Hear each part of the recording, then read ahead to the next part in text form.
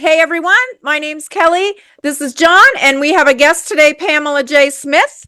And you guys are really going to be interested in this. I can't wait to dig in and hear everything she has to say. So, welcome to A Slice of Life with Kelly and Jon. Hi, Pamela. Hello, thank you so much for the invitation. I'm very pleased to be here. I've been watching some of the other interviews and looking at what you both have done, and very impressive. Thank you so much for the invitation. Thanks for Well, joining yeah, us. you're kind. Thank you. We're excited. I know I am. I read through your biography that you sent us, and you've just done so much. And you have a very interesting life. And I don't even know where to start. So let's start with you're a mythologist. And I don't know what that means. So, what is that? Oh, it is a person who brings the stories of the myths of different cultures and times, places, into presentations in some way. Whether it's, I usually specialize in story and organizational development and personal development, but it's using the classic tools of storytelling to enrich people's lives and their professions and their creativity.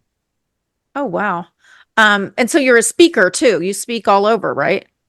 That Um, is correct. and so that's kind of like what your mythology, you're presenting, you're giving these presentations about myths. Can you give me an example of, like a couple minute summary of what you would say to someone?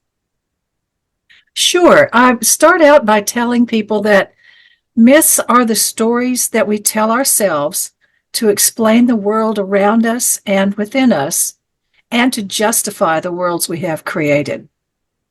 Okay. So, some myths, for instance, tell of a love triangle gone bad, where there's two guys fighting over the red-haired princess, and one of them is the sky god and the other is the earth god, and they get into a fight, and boulders fly and smoke and fire is in the air, and the red-haired princess is in the midst of it all. And it's obviously the story of a volcano erupting, Oh, and flames and boulders, etc.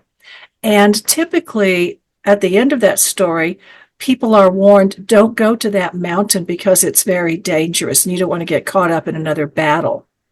okay. So the story of the red-haired princess and the fight over her is most often, a volcano story.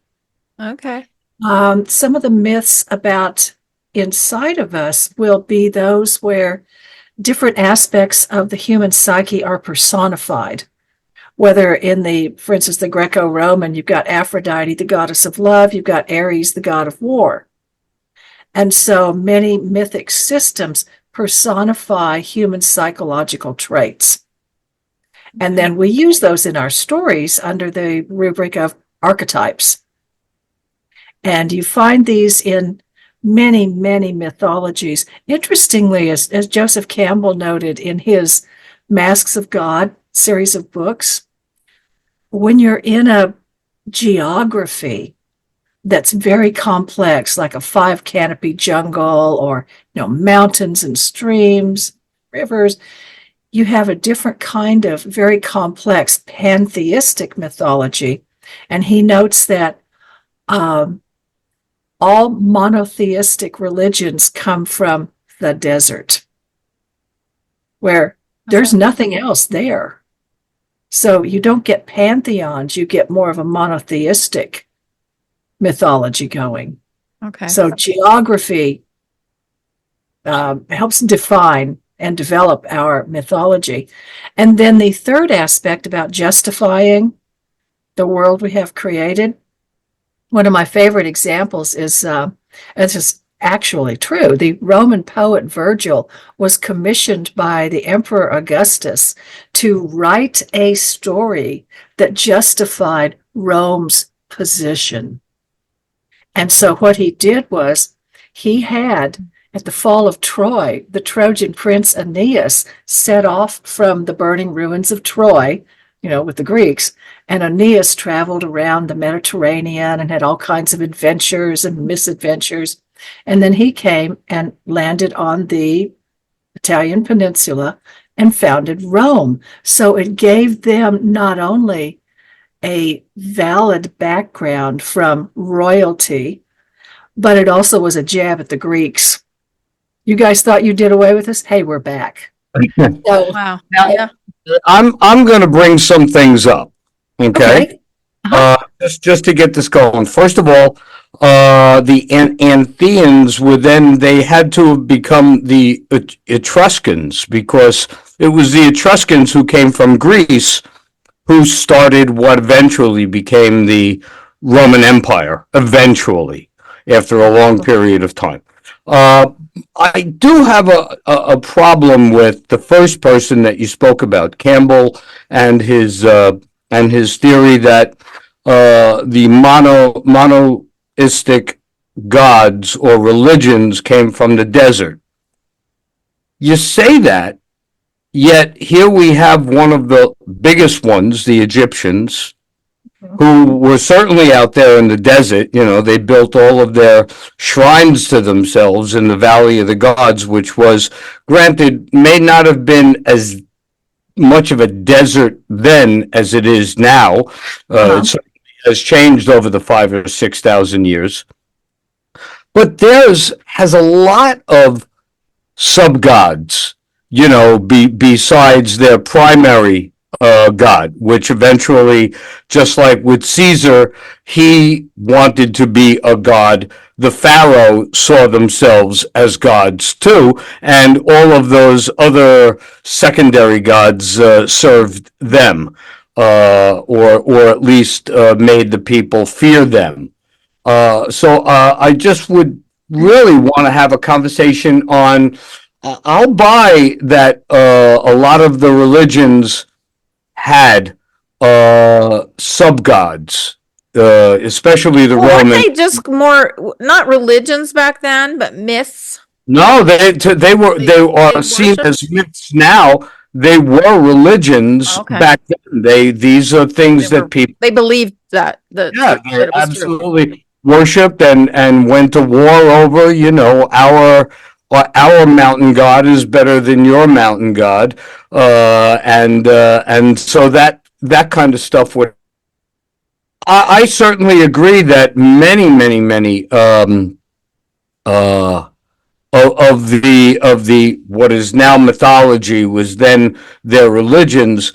They had a lot of different levels of gods, but to say that the ones in the deserts only had one, that might be true starting with one specific one, but we don't go too much into religion in this show. But the Egyptians, who were really desert dwellers to a degree, they certainly had a lot more than one. And I must say that I'm not really up on all the others that existed at that time.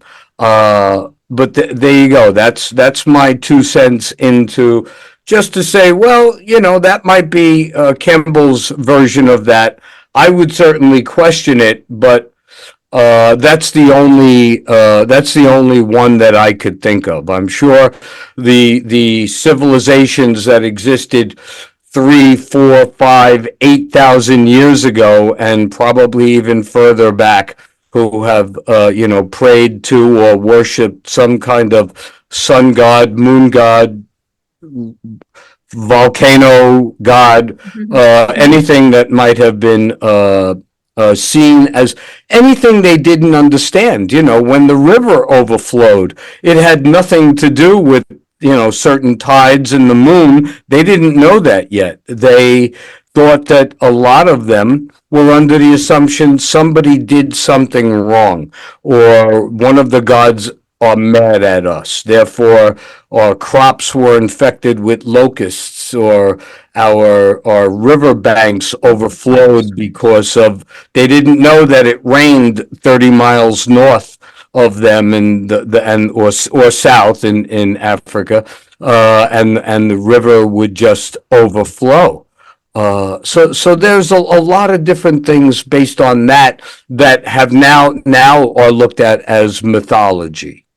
Right. But Pamela, isn't that the point that you're making, or your objective, I guess, in your teachings, is that we even now create mythology, right? I mean, is that, you tell me. Oh, yeah, absolutely. And a thing about, and John, you make some very good points about Egypt. Also keeping in mind, though, there is a very rich river that flows through Egypt, so it wasn't just desert. And they Right. had the seasonal flows, and you find a richer pantheon in any place that has seasonalities. And in your Sinai desert, you typically don't. Right. And in what is now the Sahara, you typically don't. But we now know from geological studies that every 21,000 years, the North Africa is green and lush and filled with rivers and lakes. And that's how you get your, whale skeletons in the middle of the Sahara, was from that previous time. Correct. But yeah, so the typically the gods of mythology, the deities, tend to be often nature based.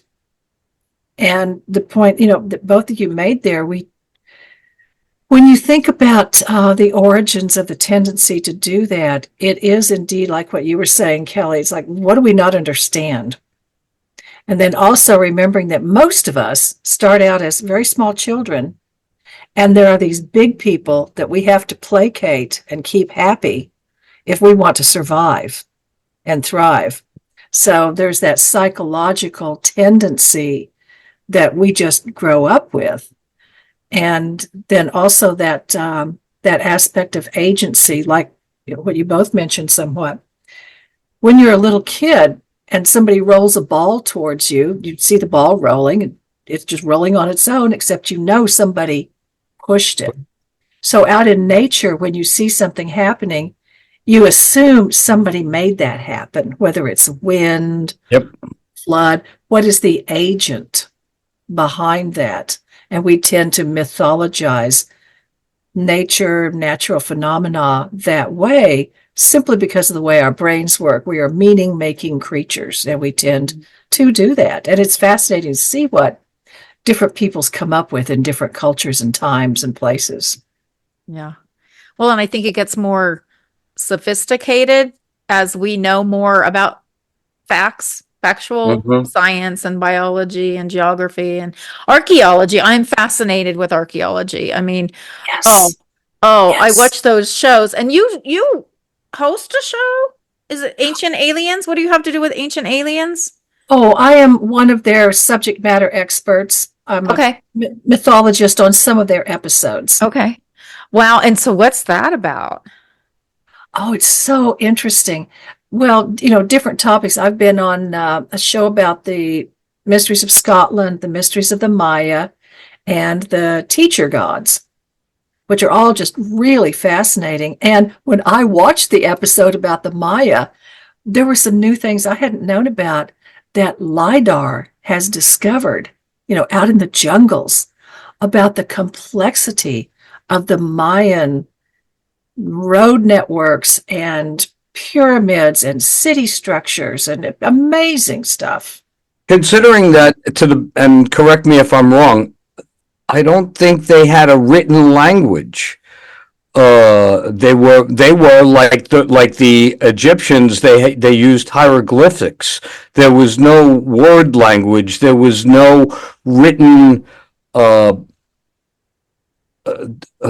the architecture, how those pyramids, how those buildings were created. There was no blueprints of these. They simply built them based on whoever was in charge, which I don't know. If there was, like in Egypt, there was a specific person who came up with the pyramid formula on how to build that. I'm sure there was a equal person in the Central and South America to help the Mayans, the Incans, the I'm missing one.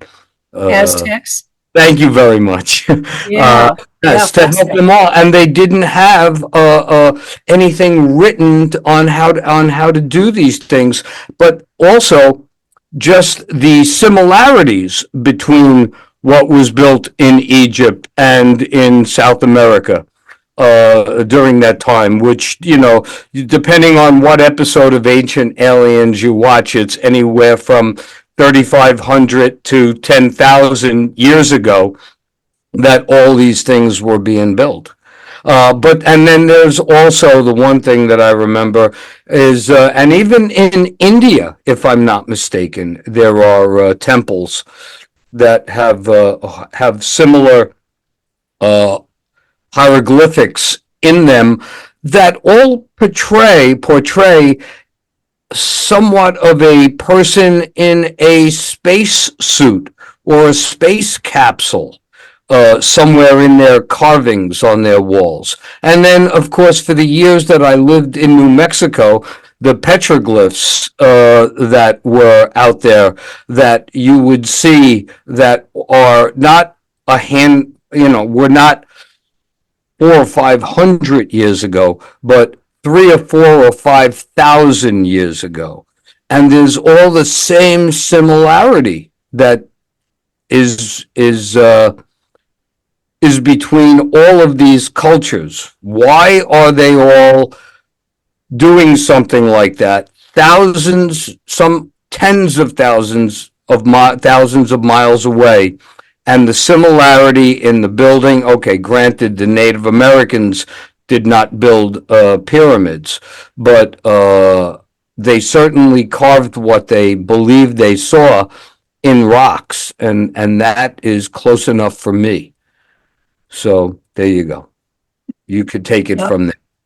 It is very fascinating. I think, well, certainly what I have come to see and what is presented in many of these shows, not just Ancient Aliens, but the Unexplained and exploring these mysteries and Albert Lynn's discoveries and all the people who are out there looking at the past. I think it behooves us to put at the beginning a phrase, as far as we have discovered so far, we do not know that they had writing.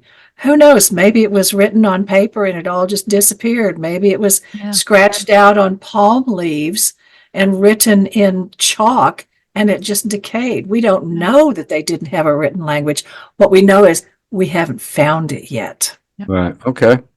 So, and which is great because there's all these discoveries being made all the time now, and it's amazing. And so many and I think the richest examples are in Hindu mythologies, where a lot of mathematics and cosmology and the nature of subatomic particles show up symbolically in their myths. Oh, wow. And are increasingly, we are seeing, oh, this could possibly refer to that sort of thing. And then you say, well, how did they know that? And then you get into... How did we lose it all? That's the thing. We lost all this knowledge that when we're, doing the archaeological digs and they're finding all this wealth of knowledge that they had to have built these structures and everything. And then what happened? How did we lose it? Was it, some big meteor that just came down and destroyed everything? Or I go nuts. Like when I watch these shows, I want answers. I'm one of those people that not knowing is not good for me. So then I start researching everything. And then, I get really frustrated because there is no answer. We don't know. But I love that there are people digging and excavating in our, land to find all these ancient civilizations, which could tell us something maybe about ourselves, or maybe we could learn, some new ways of doing things. It's so fascinating, like you said. Yeah, it really is. So, and you've traveled, right? So you've traveled and seen a lot of the world and seen these things. Yeah, fortunately, not enough. I'd still like to go a whole lot of more places, but yeah. And to address your question previously, what happened a lot of times is just human stupidity and arrogance. A lot of times it's invaders coming in. See more at the Dark Ages in Europe. Before that you had the Greeks and the Romans, and very high and well-developed culture, architecture, transportation systems, etc. And then fall of Rome, boom, Dark Ages, until the Renaissance. So sometimes it's nature, it's a drought, it's floods, sometimes it's class warfare, Well, sometimes I animals. agree with that. I was going to actually, when Kelly brought it up, I was like, do you say it, John? Don't you say it? But let's look at that. Well, in South America, they were an amazing culture. What they did with cities and their buildings, and they might not have lived like civilized man, or at least how the Spaniards might have put it, but they just come along looking for gold, the Spaniards, and they don't really care about the culture, and they wipe them off. They wipe them off the planet. The Spaniards just, where's the gold? We don't care about anything else. Where's the gold? And that was their goal, and so they didn't care about the culture and they wiped them out. And then the other sad part about that is when Rome invaded Egypt. They went to and they destroyed the library at Alexandria that had writings in it that even at that point were over 1,000 years old. Uh, and so the Romans come in and they wipe out everything that we could have learned from. I'm not being an Anglophile, but I'm sure that when England invaded India, they may have done the exact same thing because all they wanted in India was the resources and slave labor, and that was it. Well, history repeats itself. It seems like that's maybe what Pamela Very is often. addressing, that we can Yeah. learn from these myths but so many people are uneducated and they just refuse to hear, they won't even read a history book. And it's like we're repeating history all the time. And this is worldwide. I mean, we can't control, we can have an influence on our own education system, but we can't control the education in other countries and what they're learning. And, world peace, that's John's thing. He's Mr. Peace. Maybe we would have more peace if we all understood how the world works and evolved as humans, because I do believe we've evolved. But then when you hear about these ancient societies, you think, well, maybe they were a little more evolved than we were. But my issue is always the human ego, the arrogance of the human ego, and overcoming it. I had a very intense 2-year acting program years ago. I went through therapy for a year, but the 2-year acting program, it was the Meisner technique, and it was about breaking down the ego and living in the moment and being real and the feelings, because you can't act if you're pretending, if you're not genuine and real. And it was so enlightening for me. I say to myself now, because I feel like I'm looking at people without their clothes on sometimes, because I can see their ego at work. And I learned how to, I still have an ego and I use it, but I identify it. Sometimes I'm like, Kelly, that's your ego. That's you just wanting to win. You wanting to be right. You wanting, your way. Whereas if we would all we have an ego, and sometimes the ego is good. It protects us. It benefits us. It drives us forward. But if we could learn to recognize it and learn to be more cooperative with others and be a society instead of just everybody on their own fighting for what they want. And again, that goes from the individuals in the family to the individuals in the city, to the county, to the state, to the country, from country to country. And we're all, fighting to get resources and have the most. And that's just an ego thing. There is no reason to want to have more than anyone else except your ego. And that's my 2 cents on why I wish we studied mythology and history more. I so agree with you. It'd be so helpful. Well, just in general, I think it would be wonderful if more people had more access to more education. Yeah. In many fields and in many ways. Yeah. And certainly what you're saying, seeing how things work is really helpful to you to either avoid it or join in and help it evolve and be even more powerful. Yeah. You talk about applied mythology. So what is it? How specifically, what is it specifically, and how can it benefit people? Okay. Certainly in stories, when I'm consulting with writers, media makers, I offer the mythic tools of themes, archetypes, and symbols. And most creative people, particularly writers, because that's usually where it starts if you're going into media, um, or just writing your novels and short stories, you automatically, as a creator, tap into what's called in the mystery teachings the rain cloud of knowable things. And as an artist, that's your job, is to be receptive to those concepts, those abstracts that are just, up there in the oosphere, in the collective unconscious. You pull that down and then you put it out through your particular instrument. And we all keep telling the same stories over and over again, whether it's, the star-crossed lovers or stealing fire from heaven, search for the promised land, the wake-up call, the lots of mythic themes. And we keep telling them over and over again.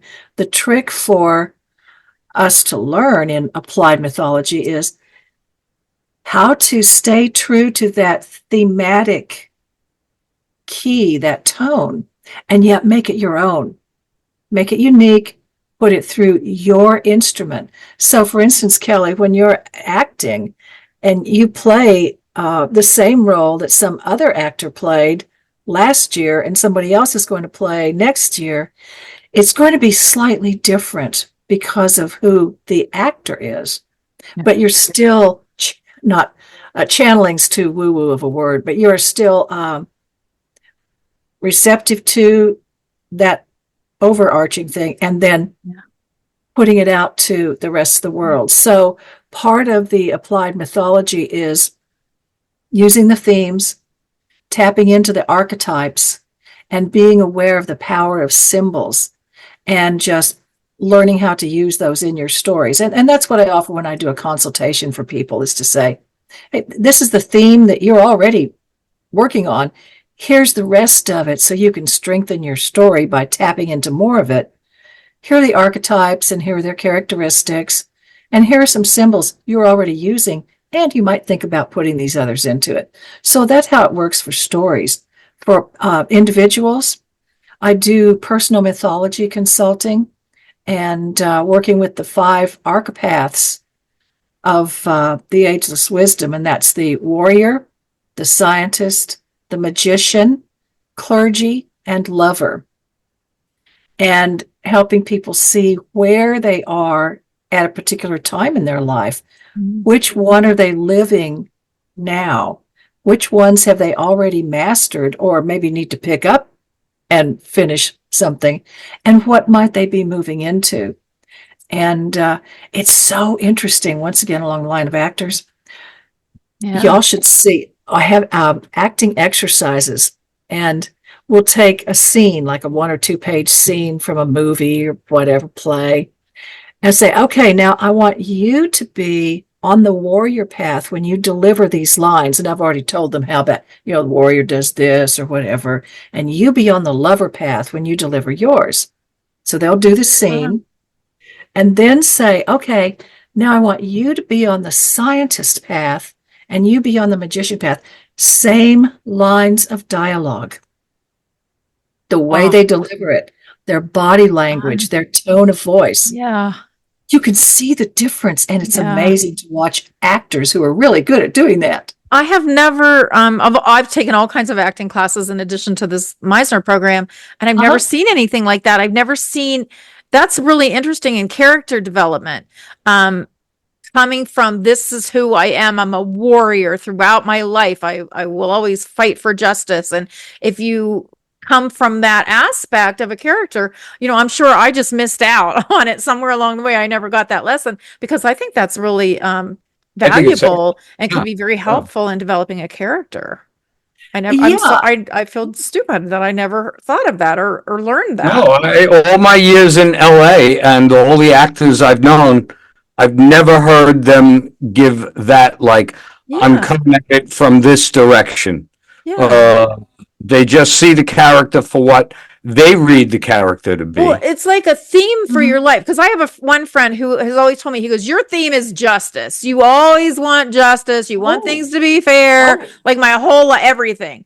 And that's my theme. So I would come from a place of justice, the right. Like if I was developing this character, I don't know if that's would play into one of the parts that you were saying, the five, but yeah, I just never developed, I never took upon a character and developed it from that point of view. I think that's so powerful. Hmm. it's really effective. You can For- really see it. And Yeah. one of the exercises I offer to people is to, if you want to just do one of the five each day for a week, or Yeah. do a week. When I was learning this from my teacher, she said, okay, for the next couple of weeks, we're going to be on the warrior path. And just, even if you're not wearing a uniform, still project that energy, right? Yeah. And so my favorite story about that is I was going to World Affairs Council dinner with Maggie Thatcher, who was the Prime Minister of England. And I said, Wow. okay, me and 400 other people. But But still, yeah, but still, it's a big deal. yeah. So, and we were doing the warrior path in these classes. And when we went there, I was all dolled up and, curl hair and high heels and a fringy dress and all this. And my date was in a tuxedo. But bless his heart, he'd broken his ankle, so he was on crutches.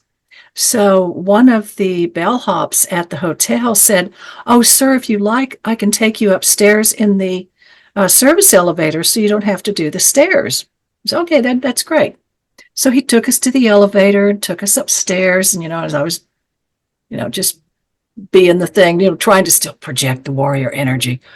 And when he got us there, he helped my friend out. And then he turned to my friend. He said, "I hope you have a very pleasant evening." And he turned to me, and I swear he saluted and said, "Good night, sir." Ah. And he walked away, and my friend turned to me and said, "Wow, that stuff really works." And Ah. yeah. Yeah. And then the flip side to that is I was at a cocktail party not much later, and some people were leaving, and I hadn't got a chance to visit with them. But one of the young men there was dressed in chinos and a polo shirt, kind of clean cut. And I said, "Excuse me, are you possibly in the military?" He said, "No, but I'm going to try out tomorrow for a part in JAG, and I'll be a Ah. Navy officer." Ah. He said, "So I'm kind of thinking about it." Yeah. Embodying the, Exactly. It's that. And one of your guests recently said it's the act as if thing. mm-hmm. So yeah, it's real powerful tools for Yeah. personal development. Yeah. Yeah. I think we've lost our way in that, kind of education of exploring the power of our minds. We don't use our minds. I remember my math teacher, one of my math teachers in high school, him saying, you use like your brain is so powerful. We use like what's in the tip of our pinky of our brain when we could be using so much more. And we've become so superficial, in our culture, and we want to watch reality TV programs or sporting events. And I've been a life coach, and I developed a class called Find Your Excellence. It's a very basic life coaching. And one of the things that I would say is, are you a spectator or are you a player? Because a lot of people just sit on the sidelines, like the couch potato, the person that's watching TV. You're watching other people. You're living the experience through other people instead of having your own experiences. Same with the big sports fan. Why don't you join a league and play yourself? Or the cooking show, I know a lot of people that watch cooking shows and they never cook. And it's like, what's the sense? What's the point? So we've become, I think television has done that to us. It's let us not live through these experiences, but live through other people's. And you can live through other people's experience. You can still be very moved and have all the feelings. But I think a lot of times we've gotten lazy about developing ourselves. like you say with your program, the mythology and understanding who we are more. I think, and I think watching a movie, a lot of people will watch a movie and maybe it's about a dysfunctional family, the exact same family they're in, but they don't Yeah. pick up on it. It doesn't register. Yeah. It's like, oh my gosh, that family is so horrible. And then they're living the same experience, but we're not, it's kind of too painful. So we are avoiding pain by watching other people, let other people have the pain instead of working through our own. And that was, one of the tools in the acting class is that we had to shed our ego and learn to work through the pain on our own. And in every acting scene, if you're really present in the moment, then you really are living through it. You are experiencing it. And so I think a lot of life, we're trying to skip steps and then we don't grow. And then we've just become this superficial surface. Everything's on the surface and I think we're pretending. And this is just me on my soapbox right now, but I really feel like that's one of our issues is the egos are controlling us and protecting us. And we're doing a lot of pretending in our lives as, instead of just really being real and understanding and letting people fall and make a mistake and not judging. Help them up, pick them up instead of laughing at them. And so because I think people are, they want to be better than, they want to, their ego is blowing them up, pushing them up to be better. And I thought in LA, the egos are, very talented people and big egos. And I realized I watched these people that were very successful. You have to have that kind of ego to believe in yourself to get that kind of, you just do. I mean, you can't, not believe in yourself and not think you're great. Maybe accidentally some people get there, but they don't stay there because you have to push, through the rough times and your ego will protect you, and push you. So I'm not saying there's, that the ego is not a useful tool for us, but I think it also is, helping people avoid living. I guess that's my whole point of that. So anyway, but, I think something like what you do, and your message is helping expose and open up a little bit, make people think, just get them thinking outside of that little tiny box that we all grew up in and we're told this is how life is and this is how you act and take the high road, don't get involved, do the right thing, but then the right thing can be twisted to suit you, because it's not really the right thing for someone else, but it's your right thing because I got, rich out of it or whatever. So I do feel like something like what you're doing is, in delivering these messages again, that makes people think. A show like Ancient Aliens, we have to think, we have to understand that there are, other great countries, other great civilizations, other great times. And we should want to explore that more so that we can become better instead of thinking this is it. Some people are just like, this is it. We're there. We're as good as it's going to get. And they don't even have any idea how good maybe it might have been in the past or how much better it could be in the future if we just would open up and be, and it's beautiful. I think it makes your life richer every time I learn something new, like right now, I have a great job. I love my job. I love what I do. But sometimes I'm being pushed to learn new things and more things and do more. And I love it. I get really frustrated because some days I'm like, I can't do all this. I can't learn all this. I can't figure it all out. But I love every minute of it, because it makes me feel alive. Every challenge that I overcome makes me feel like I lived through an experience. I mean, I don't know. Is that just me or do you guys feel that way? Or, is it something that I think is universal or some people just got lazy along the way? I feel like, and they don't want to be challenged. They're not looking to learn anything. I'm gonna let Pamela answer that because I'm sitting here going, oh, I could do a half hour just on that, and you're not. I'm not the one being interviewed here. So Pamela, why don't you take it away from there? I think Kelly brought up some great stuff. Absolutely, she did. And actually, John, I was going to ask you a question. That peace sign on your wall, I'm thinking you probably have a lot of observations and probably experiences of putting these things into practice where people's belief keeps them from having a peaceful situation with other people who don't believe the same way they do, have a different perspective, different goals. And so that ego, if you will, or their personal or cultural or social mythology gets in the way and creates conflicts that keep us from peace too often. Yes, I'll agree with that. I mean, this is just the one on this side of the room. I've got some on that side, and there's a peace sign, either in stained glass, all in stained glass, in every one of my windows on the front of the house.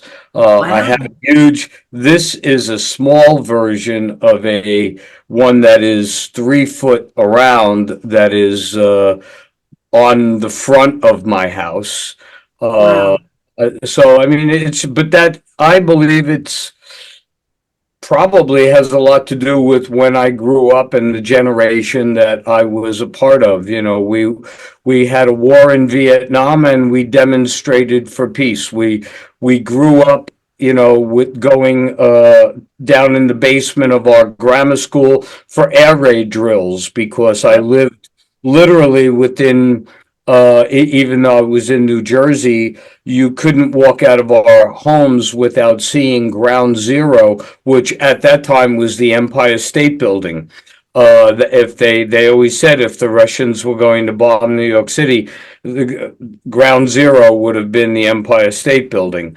So I was that close. So we grew up having these air raid drills every day in grammar school, and they stopped them. One day they just stopped them. And the reason was obvious. Even as young kids we learned it. It didn't matter anymore. The bombs were so big at that point, they were no longer classed as the Nagasaki or the Hiroshima sized bombs. They were now hydrogen bombs. And they, you know, no matter how close you were to Manhattan and the cement walls that were in the basement of the school that you were standing in, you weren't even going to be a negative on the concrete. Now you were just going to be vaporized, and that's all it was. And they stopped the air raid drills all of a sudden, and you know the whistles. No more of that if it was going to happen. Because how do you evacuate 8 million people in New York City and 5 million people from the surrounding areas to a safe location? You're not. You're just going to cause chaos. So that was it. And so again, and then by the time I got out of high school, it was the last year of the draft, and you know we were all told we're all going to go to Vietnam. They just never reached my number in the draft. Otherwise, you know, my mother, who would have protected me, my father was like, "No, you get drafted, you're going just like I did in World War II," and that was the way it was. And I realized growing up under a flag of that was a lot. It was a better way to get through life than growing. And not that I don't want to grow up under the flag of the United States. I said certainly something I would and still consider I might have to die for. But that seemed like a much nicer way to get through life. And so that's always what I've preached, instead of any mythical supreme being that my parents may have wanted me to buy into. So that's my take on it. There you go. That's to answer your question, or your statement on that. Yeah, let That's there more. be peace on earth. War just seems so senseless and barbaric. Like, if you can't Mhm. agree with someone, you don't punch them in the face because they didn't do what you wanted them to do. And that's what war is. It's a punch in the face to a whole country that they didn't do what you wanted them to do. That's just it. It's not always the same country. It's like what we were talking about earlier. It's just which side of the river you might have, same Yeah. country, which side of the river, which side of the hill. Yeah. You know, my Violence is never the answer. It's not. You yeah. don't change people's minds. You don't get anything. There was a time in, ancient times when they conquered nations. But nowadays, like you said, John, with all these weapons and bombs and stuff, nobody wins. It's not going to be a winning situation. And then if you do win, if you overtake a country and take all their resources, you know, what's life about? I mean, we're all people. We're all just striving for the same thing. So you have the biggest toys and the most money and the most powerful military in the world or whatever, but and I think having a strong military is important because there are bad people who want to, hurt us. So I'm not saying that's not important, but I feel like if only we could reach everyone, worldwide. This is worldwide. Yeah, but also early on, and we're going back thousands and thousands of years. It may not have just been the myth of a more powerful god. It was or a more powerful being, without having to use the word God, but it could have been simply our crops didn't make it this year and yours did, and we want your crops. And instead of communicating that concept, like, look, can we work together on Right, this? can we share? No, we want what you have. Boom. And that led Take to yours. more conflict. Okay, let's get back into applied mythology. You got us into that. I'm seeing now something that you're talking about, mythic challenges. Yes, this is a wonderful program that I was a co-founder of this along with Brian Dyer and Jill Gurr, who created the organization Create Now, which was an arts program to help at-risk kids. Now, unfortunately, Jill has passed away, but she did for 20 years wonderful, wonderful work, getting artistic mentors for kids and all sorts of programs, and took them to, Disney Hall and concerts and Cirque du Soleil. So she was already working with kids. And we were at a presentation of the Millennium Project. And they sort of put out a challenge and said, well, how could you do something about this? And our friend Brian said, hey, would you guys want to do something together? And we went, yeah, sure.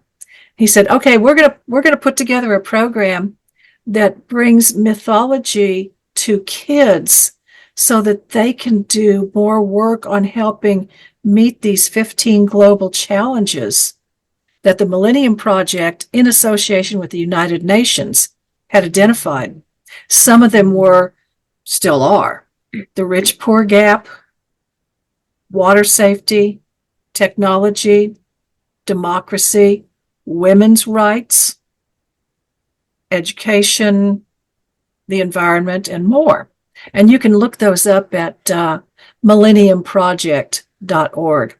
So we came up with mythic challenges, and what we did was identify for each of the challenges a mythic theme, and then taught the kids about archetypes and symbols and how to use those. Our pilot project was a school in Reseda. It was Cleveland High School. And their sister school was in Afghanistan. So along with the U.S. State Department over there, the kids there also got the, on-camera presentations. And it was so rewarding to see what these high school kids came up with.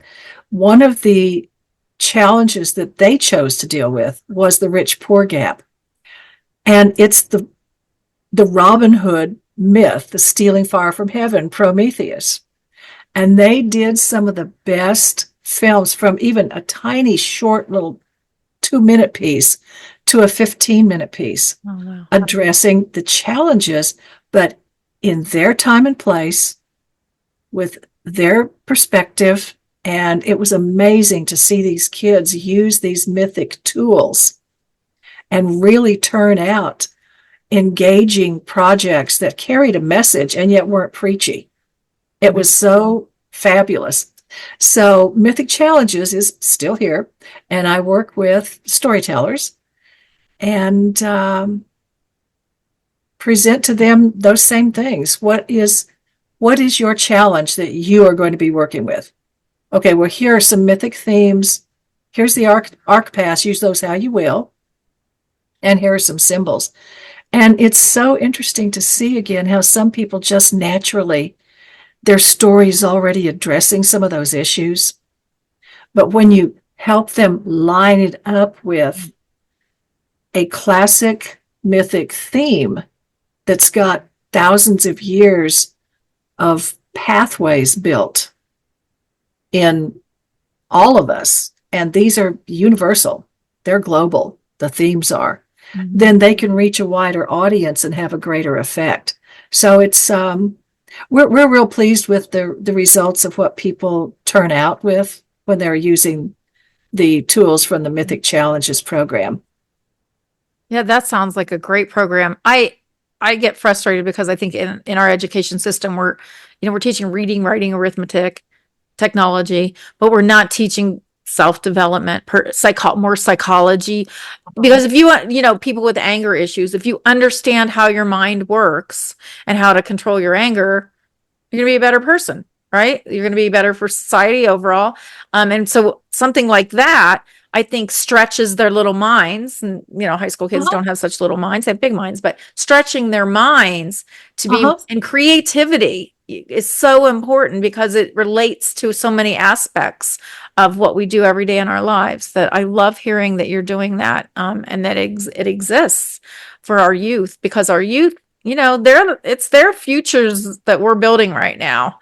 We're all going to be gone eventually, and our youth, they need to be a part of developing their futures, what's going to happen in the world, and understanding how the world works, understanding the complications and the sophisticated way that we've created this economy and our governments, and the international relations. So I think that's really powerful, the way you're using mythology. Do you run into do you run into any kind of conflict when you're dealing with kids about mythology and these cultures in the past, and then today's mythology, without breaking any bounds here, but how is there any conflict on, wow, that seems so much more logical 3,000 years ago than the mythology that we're dealing with today, or that's so much more understandable than the mythology that some people are dealing with today? Could you expand a bit on that, John, about what? Well, I think it's about kids getting confused with what they're taught today, the way the world works, the way the higher power, and what, relating it to the same kind of concepts, but they've fallen by the wayside because we figured things out. Oh, that's, not true. That couldn't possibly be. Yeah, those aren't true. This is what's true. The one that, because it's kind of the same. We have mythology today, right? Same kind of thing, but it's expected to be true. It's the truth. It's like we talked about earlier, the lava coming, bursting from the volcano, was certainly Hades. I think wasn't that the Greek god or the Roman god Hades? That was the god of the underworld, which would come up through volcanoes and cause the ground to shake and all that, and then. Granted, the Egyptians didn't have volcanoes. They had the river, and they had what they had, and they had their supreme being of the underworld. Everybody had similar gods who all did the same things. The Romans and the Egyptians, which were the primary powers at that time, and the Greeks. They all had. This one had Jupiter. This one had Zeus. They had the same level. It's just that Zeus lived on top of Olympus, and Jupiter lived somewhere. I think what you're getting at, John, is our kids confused Yeah. by the gods of today, because there are gods, many gods today, and then the gods of the past. Is it confusing when you're dealing with mythology? I think it's less confusing to them than it might have been to us. Now, we grew up with mythology. I first was exposed to it formally in fourth grade. And our teacher read the entire Iliad and Odyssey to us in fourth grade. Well, that took all of fourth grade. I remember having to read it in school, and it took all semester to get through those two stories. Yeah. The Greek mythology, and we But were exposed to it, but I don't know what the curriculums are now. If kids are exposed to the Greek mythology and all the other mythologies, or I don't know, or world religions. They are more and more now, though, in games and in movies. So kids know more about Norse mythology today than we did. They know about Asgard and Loki and Thor. Yeah. And, Midgard, because they've seen it on the screen and they play it in the games. And a number of series of books, and once again, movies and games. Kids are a lot more cognizant of mythology these days through popular culture. Okay. As opposed to we got it through formal education, typically. Right. And, John and I, at our age, when we were kids. Me too. Actually, I'll tell you, I remember my first experience with mythology. Yeah. I was young. I was maybe like 8 or 9 years old, and our next door neighbor was babysitting me, for lack of a better term, until my parents got home, or it was a Saturday or something, and took me to see the movie called Atlantis: The Lost Continent. Ooh. And it was this magnificent, Technicolor big screen movie about Atlantis, and how they talked about all the different gods from this culture, and how all these civilizations met on this island of Atlantis, and they were just the smartest of all the cultures. And then, of course, they were so smart that they destroyed them. Designed something that wound up blowing up the planet, and not the planet, the island of Atlantis. So, but that was it. And so just from there, and then you would see all the other movies. Jason and the Argonauts, and that was very heavy into the Greeks, and then watching Elizabeth Taylor in Cleopatra, and then hearing about the Roman gods and the Egyptian gods, and it just opened that door to a young culture at that time, and it made me want to know more. And then, of course, Mr. Gleason in high school making us read the Iliad and the Odyssey. I remember that, but and it's like what Kelly, I think, was talking about early on, is that we need to look at these things because history does repeat itself, and all of these stories come from a time of history.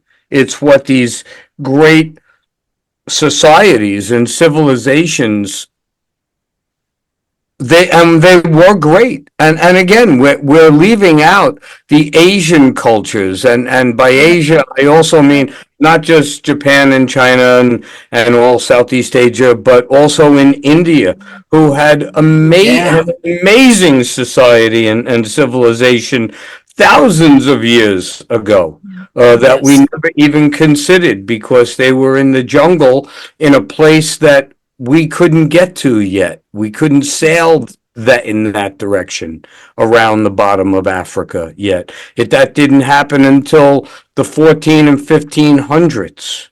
So we really didn't know about any of that. Okay. I'm sorry. We keep taking the story away from you. It's like our own Well, it's so experience. fascinating. It's just so interesting, and there's so much to say about it. But it's comforting to know that there's someone like you out there because I never paid attention in high school to history. It was so boring to me. But if I had a teacher or someone putting me through something like the mythology, the activity that you've got created and that you've got kids doing, something like that could be, I think, would have made it more interesting. Of course, as an adult, I then became more interested in it. But we've got to make those stories interesting to kids instead of, we had this history book this thick, and they just hand it to you and tell you to read it, and it's like there's no activity, there's no fun in any of it. So just telling kids to read a boring history book, I don't think was helpful. Now, you see, that's interesting that you say that because I'm assuming this was when you were just a mere child in Ohio. Mhm. Okay. Okay. Now, with me, my history books, where I was right outside of New York City, we were right there in Revolutionary War background and Civil War.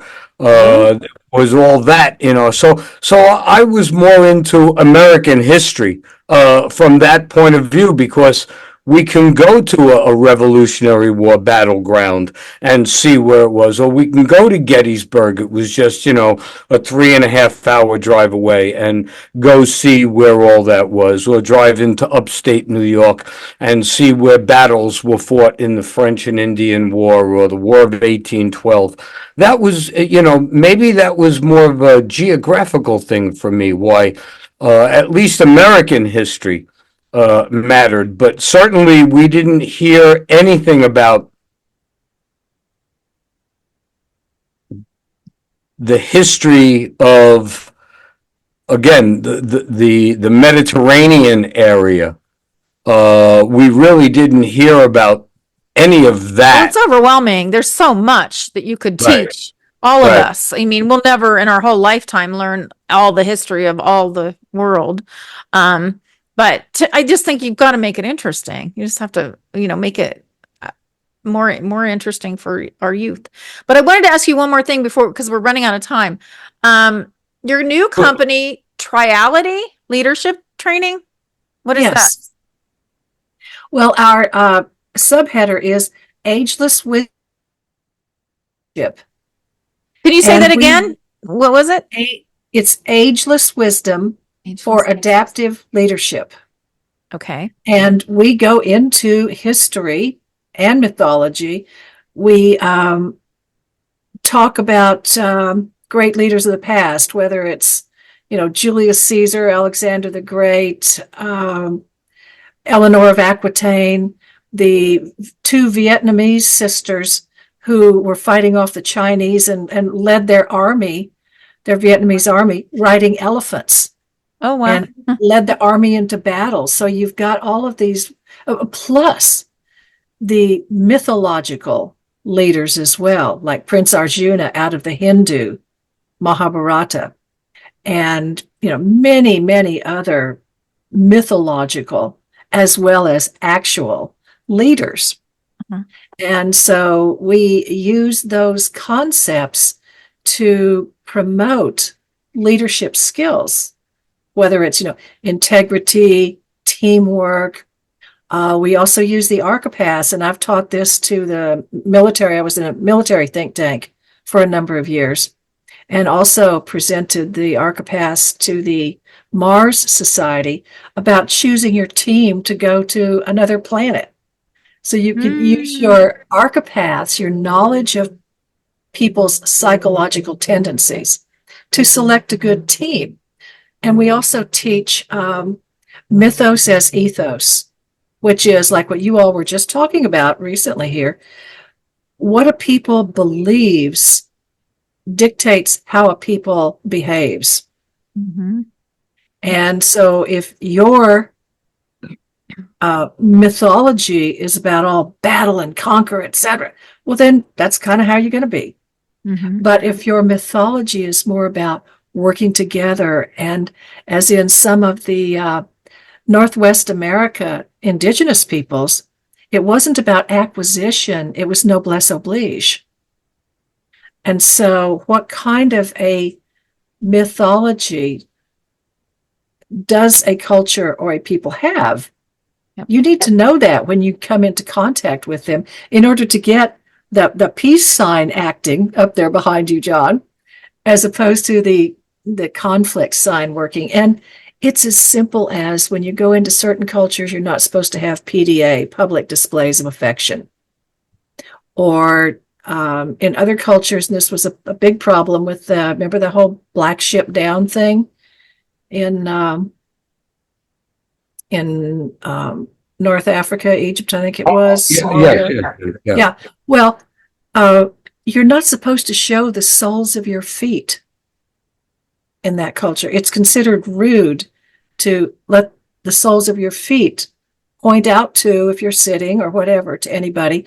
And our soldiers were hanging out of the helicopter with the soles of their feet pointed down. That was considered in that particular cultural situation as an affront. So you need to be culturally aware. And most organizations that do international business, they teach their people this. So you don't go into a foreign culture without some knowledge of it. So we're just taking it a step up and getting into more detail and bringing in a deeper background for that sort of thing. And we teach tri-level thinking and ethics, all based on ageless wisdom. Love that. Love Oh, that. it's been fascinating to develop it all up and just.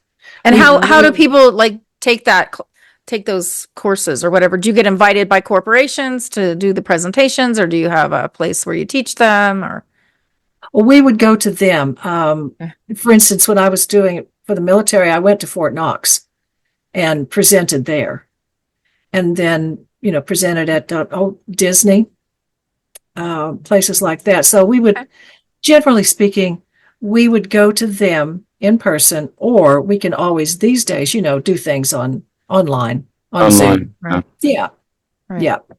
And they can go to our trialityleadership.com website and find out more about it. But we are really enjoying it ourselves, pulling it all together and getting it out there and presenting it. So that a note about what you all were talking about too, you made me think of with peace and war and ego and resource allocation and acquisition. We've had plenty of revolutions throughout history. And every revolution brings a counter-revolution. And if you're not careful, you just keep spinning like a pig on a spit. Yep. Just up and down and up and down and up and down. What we need is evolution. Yep. Yes. Yes. Yes. Yeah. So agree with that. Well, Pamela, I wish we could talk to you for 3 more hours. We could have done, 4 shows with all of your knowledge and what you've done. I think we should maybe do we have to another do show. another one. Yeah, if we can, if you feel up to Sure. it. I would love to, because we have to say goodbye now because we have another podcast following. But what an honor. What an enjoyable conversation. I'm very interested and fascinated in what you do. So thank you so much for giving us your time and sharing with our audience what you know. And there's so much more. We'll put your websites up on the video while it plays, so they'll see the websites and they can go visit and learn more about you and what you do. So thank you. But we will definitely have you back on, because there's so much more I want to learn about what you're doing. Yeah. Well, I look forward to it. I learned a lot from both of you today too. So thank you so much. Well, thank you. Yeah, we all have to learn from each other. That's what life's about. Yeah, and thank you. Interesting. So thank you so much, Pamela. Please stay in touch and let us know what you're up to. Will do. Thank you. Thank you. Bye-bye. Bye-bye. Yeah. Bye-bye. Yes. There you go. Jon. All views expressed in this video belong to Kellie Nicholson, Jon D'Amore, and guests. These discussions do not represent the opinions of any entity whatsoever with which they have been affiliated now or will be in the future.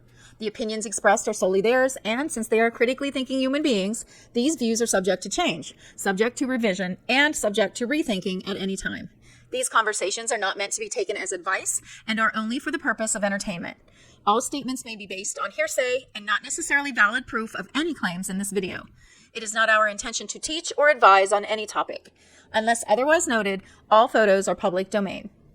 Thanks for watching A Slice of Life with Kellie and Jon.